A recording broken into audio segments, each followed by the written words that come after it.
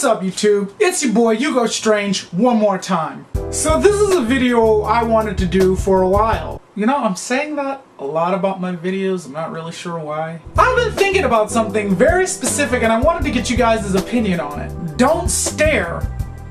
It's something we're told when we're young, when we're faced with something that we're going to find strange and unusual. But I've always wondered, is it always inappropriate to stare? Keep in mind there are two types of staring. Type 1 is the most common, the "What the hell is that?" And then there's type 2, which isn't staring but more of an observation. More like...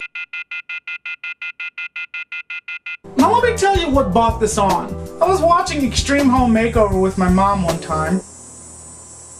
Cicada. A cicada.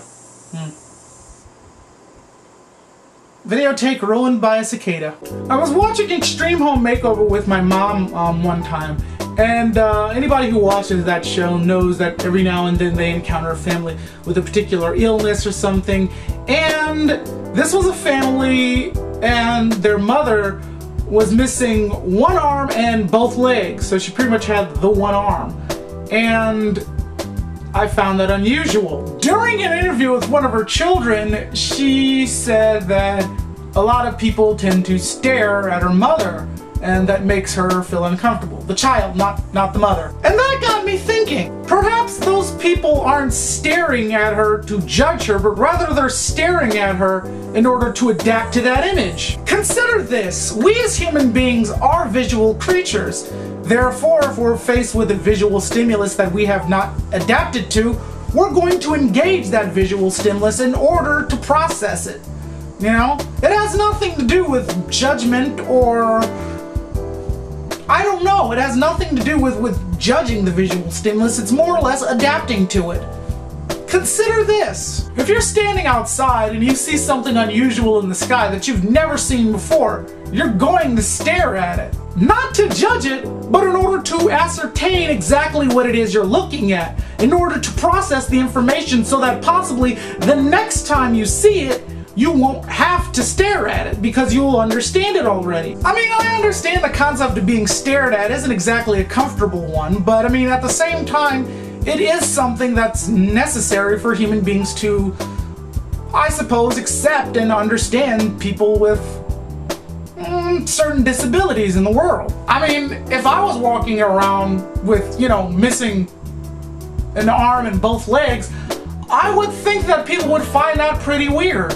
Not through any fault of my own, I'm just saying. We look at these things in order to adapt. We stare at them in order to adapt.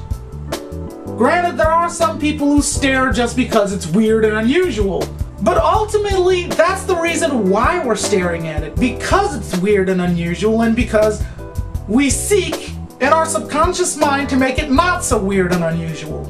And that's why we stare. Do you guys agree with this? Let me know in the comments below, and I have some work to do. Catch you guys later.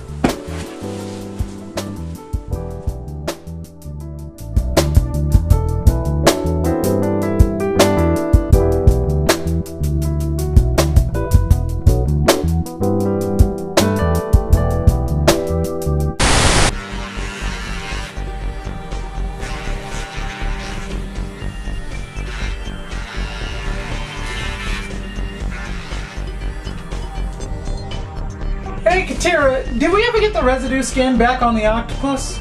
Initial residue scan shows that he's composed of celluloid.